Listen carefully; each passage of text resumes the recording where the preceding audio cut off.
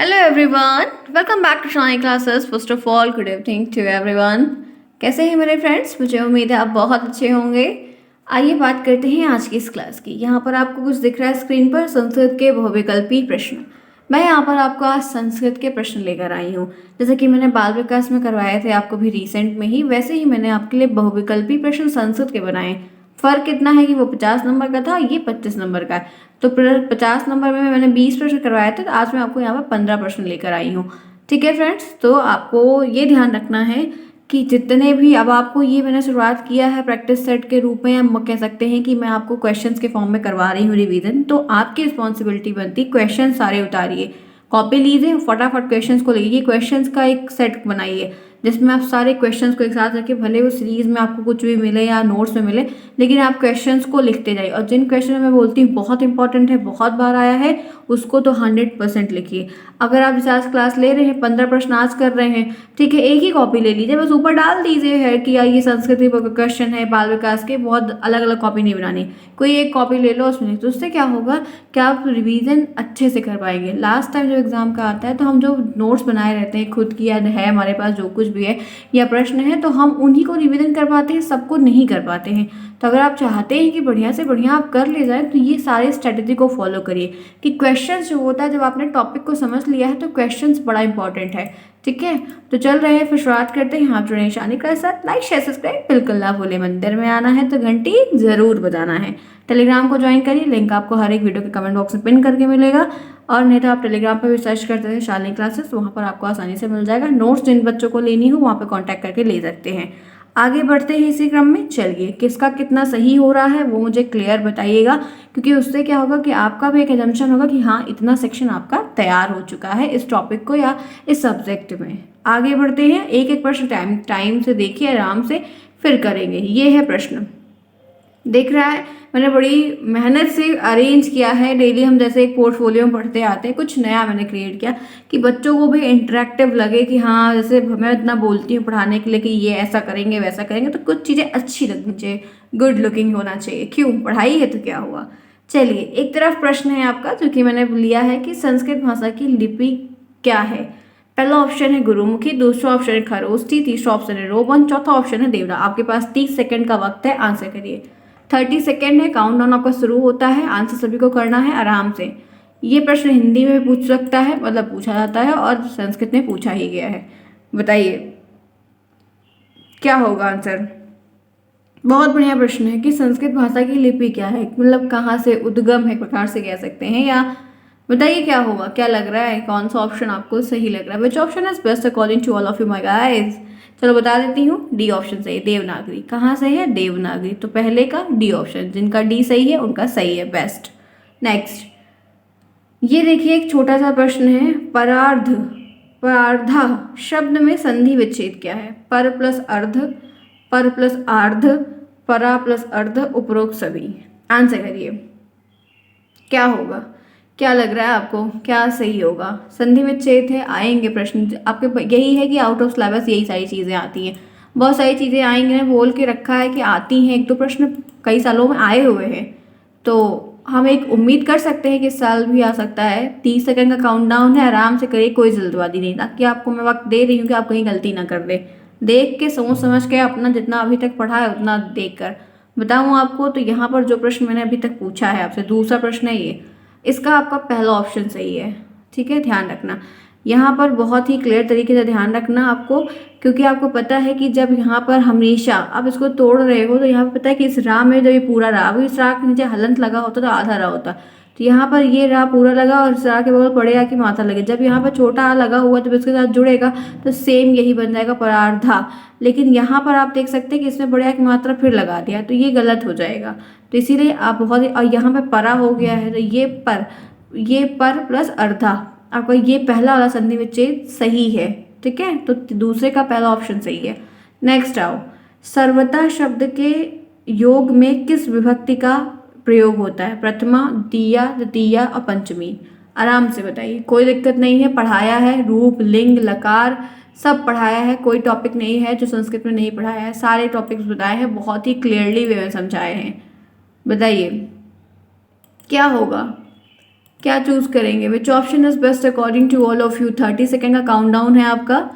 आराम से सारे बच्चे प्रश्न करेंगे, कोई नहीं कहेगा कि मुझे नहीं आ रहा है। कोशिश करिए, कोशिश करेंगे तो अभी वक्त है, आप कर ले जाएंगे।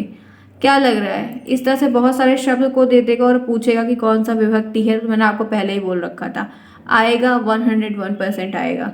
तो बताना चाहती हूँ द्वितीय विभक्ति। कौन सा है द्वितीय विभक्ति? ध्यान रखिएगा, तीसरे में सी ऑप्शन सही होगा। अपने आंसर्स को देखते चलिए। आइए, 50 शब्द संस्कृत की गिनती भी पढ़ाई, उससे भी लिया कि 50 शब्द को संस्कृत में क्या कहते हैं? 50, 50, 50 और 50। बताइए, आंसर करिए क्या होगा? Which option is best? आप बताएंगे तभी काम आगे बढ़ेगा फ्रेंड्स, ठीक है? बताइए क्या लग रहा है आपको? आंसर करिए, विच ऑप्शन इज बेस्ट? चलिए मैं आपको बताना चाहती हूँ आपको क्या सही लग रहा है। एक ही ऑप्शन यहाँ पर सही है, बहुत अच्छा प्रश्न है। ऐसे आपको 20 का, 19 का और भी अलग अलग कई सारा दे देगा, और जो आपसे हमेशा पूछा गया है, और ये गिनतियों से प्रश्न बनता है। तो चलिए मैं आपको बता देती हूँ कि आपका यहाँ पर कौन सा ऑप्शन सही है। पहला वाला सही है, 65, ठीक है। आगे चलिए नेक्स्ट। धातृ शब्द में प्रथमा विभक्ति बहुवचन में क्या रूप बनता है? धातृ शब्द का प्रथमा विभक्ति बहुवचन का रूप, प्रथमा विभक्ति होगी और जो वचन होगा वो बहुवचन होगा, तो क्या बनेगा? धातृड़ी, धातड़ा, धातृ, धात्रा। बताइए, आंसर करिए। आइए बताइए क्या होगा, क्या बेस्ट लग रहा है, कौन सा सही लग रहा है? फिफ्थ में। आराम से, कोई जल्दी नहीं है, गलत नहीं करना है, यही बेस्ट होना चाहिए। क्या सही लग रहा है? चलिए बताना चाहती हूँ कि एक ही ऑप्शन यहाँ पर सही है। वो क्या आपका सही पता है? आपका सी ऑप्शन सही है, ध्यान रखिएगा। आगे बढ़ते हैं नेक्स्ट। तुम में तथा गाय में कौन शब्द संज्ञा है? तुम, ठीक है, और गाय, इन दोनों में कौन शब्द संज्ञा है? मैं, तुम, गाय, कोई नहीं। अच्छा प्रश्न है, सिंपल है, एकदम साधारण है। बताइए क्या होगा? तो चलिए बताइए, 30 सेकेंड है आपके पास, डू इट फास्ट। प्रश्न अच्छे लगते हैं तो लाइक भी करिएगा सभी लोग। कैसी रही क्लास ये भी बताइएगा। क्या होगा? तो पता है फ्रेंड्स, गाय होगा, ठीक है। संज्ञा पूछ रहा है ना। आगे चलिए, संस्कृत में लकार कितने होते हैं? 2, 3 और 7 और 4। संस्कृत में लकार कितने होते हैं? चलिए मैं एक ऑप्शन और दे देती हूँ, क्योंकि यहाँ पर एक ऑप्शन नहीं दिया है। ये, चलिए बताइए क्या होगा। कोई बात नहीं, देखिए आपको पता ही चल गया, जब मैम ने ऑप्शन दिया तो जाहिर सी बात है वही होगा। तो संस्कृत में, अच्छा सॉरी सॉरी सॉरी, सही है सही है। लिंग कितने, मतलब लकार पड़ रही, यही है। देखिए अब आपके लिए बता, सबके लेकर कंफ्यूज कोई नहीं। चलो बताओ, लिंग कितने होते हैं संस्कृत में? सही है सही है। तो संस्कृत में अगर हम लिंग की बात करते हैं तो फ्रेंड्स आप जानते हैं ये कितने लिंग होते हैं? 3, ठीक है। कितने? पुल्लिंग लिंग, स्त्रीलिंग और नपुंसक लिंग। तो संस्कृत में कितने होते हैं? 3, ठीक है। हिंदी में 2। आगे चलो, संस्कृत में वचन कितने होते हैं? 2 वचन, 3 वचन, 4 वचन, 5 वचन, क्या होते हैं? 8वां प्रश्न है, संस्कृत में वचन कितने होते हैं? क्या बताएंगे? कौन सा ऑप्शन आपको सही लगा? Which option is best according to all of you my friends? बताइए। तो आपको पता है कि संस्कृत में वचन कितने होते हैं? 3 वचन होते हैं, ठीक है। 3 वचन होते हैं, 3 लिंग होते हैं, लकार जो होते हैं वो 5 होते हैं।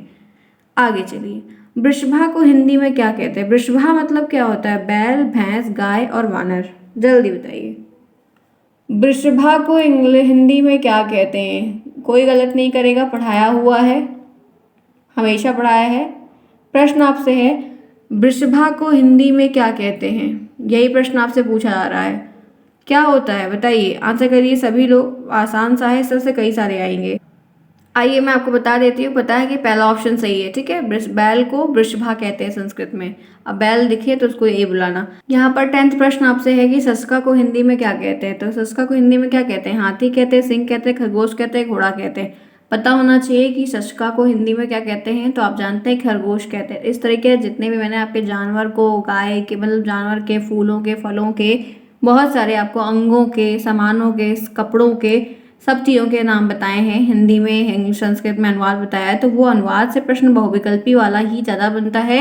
और कभी कभी अतुलगुत्री में ढेर सारे दे देता है, तो कहता है कि सबका लिख के बताओ। तो इस तरह के प्रश्न आपको आएंगे, तो इस बात के अलर्ट रहिए कि करने को मिलने वाला है, ठीक है।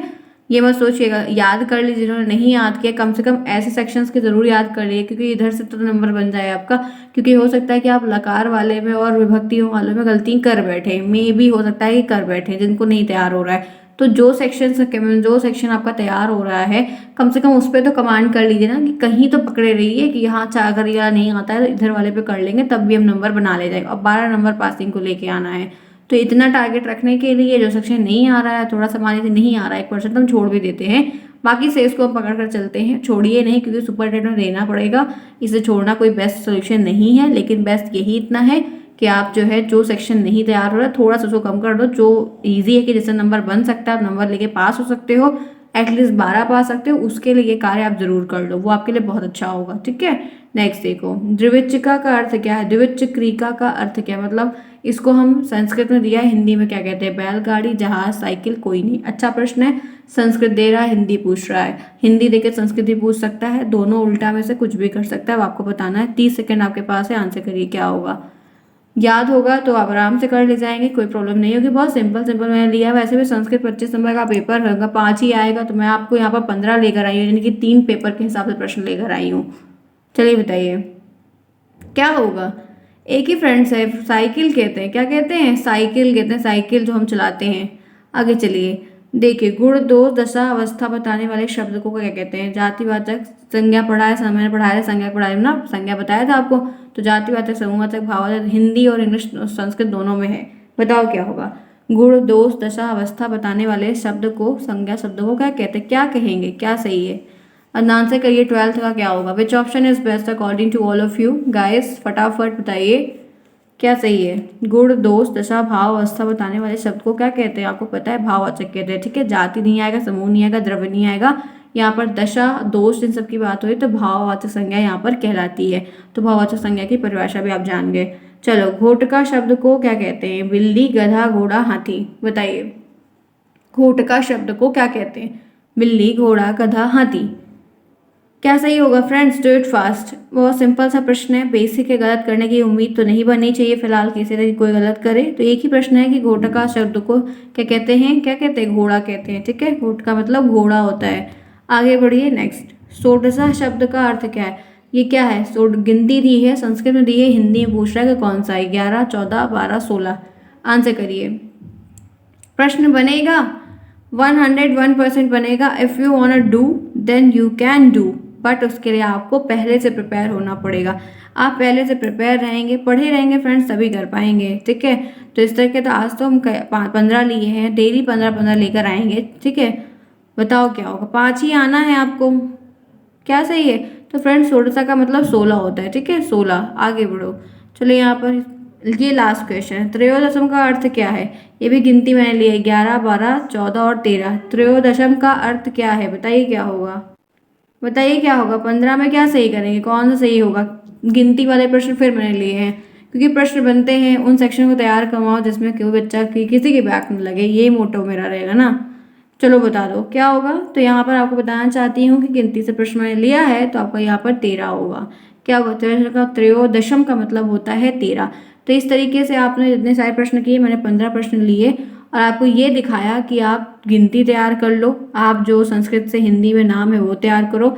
अभी अनुवाद वगैरह का भी लेंगे, तो शुरुआत किए हैं 15-15 प्रश्न से लेके। देखो फ्रेंड्स, जो बड़े वाले 50 नंबर के पेपर उसमें 20 प्रश्न करवाएंगे। ठीक है, हो सकता है 20 से 25 भी कर सकते हैं, जैसा प्रश्न मिल जाए वो कर लेंगे टाइम से। नहीं तो 20 का टारगेट उसमें रखेंगे और 15 का इसमें रखेंगे, तो आपका काम हो जाए, क्योंकि उसमें 15 आना है और इसमें 5 आना है। तो आपको हम करवाएंगे आराम से, जैसा शुरुआत किए हैं। अब शुरुआत हो गई है, तो अब शुरुआत आपकी होती रहेगी, दिक्कत नहीं। क्लियर है? तो ऐसे हम लोग करते चलेंगे, सारा हो जाएगा। बस आप पेशेंस रखिए, फेथ रखिए, रिवीजन करिए। मेरी मेहनत है, मैं कर रही हूँ, तो आप भी डबल मेहनत करें। हम गाइड करेंगे, आप उसका अनुपालन करेंगे, तभी ये कार्य अच्छे से हो पाए और आप कर ले जाएंगे। तो कैसी रही क्लास? किस बच्चे का कितना क्वेश्चन सही रहा? 15 में से आप कितना पाए वो मुझे बताएंगे सभी बच्चे। कैसे रहे क्वेश्चंस ये भी आप बताएंगे। तो इसी तरीके से मैं नेक्स्ट डे फिर आपके लिए नए प्रश्न, नए टॉपिक्स के खोज के लाने का प्रयास करूंगी, जिससे आपका क्वेश्चंस के फॉर्म में रिवीजन हो जाए। तो जो सेक्शन में आपको डाउट है कि मेरा नहीं तैयार है, आपने उस चीज़ को नहीं देखा है, नहीं किया है, तो मैं हमेशा बोला है कि क्वेश्चंस के फॉर्म में करवा देंगे, तो आपका बेस्ट से बेस्ट हो जाएगा। ठीक है फ्रेंड्स, तो मिलते हैं फिर नेक्स्ट में। नई बातें, नई टॉपिक, नया चीज़ रहेगा, नया प्रश्न भी रहेगा, नया सब्जेक्ट रहेगा। मैं इसी तरीके से जो भी सब्जेक्ट मुझे सही लगेगा, मैं वो जो जो हो चुका है उसका रिवीजन बीच बीच में ऐसे करके करवाती रहूँगी आपके लिए daily. Bye bye, take care.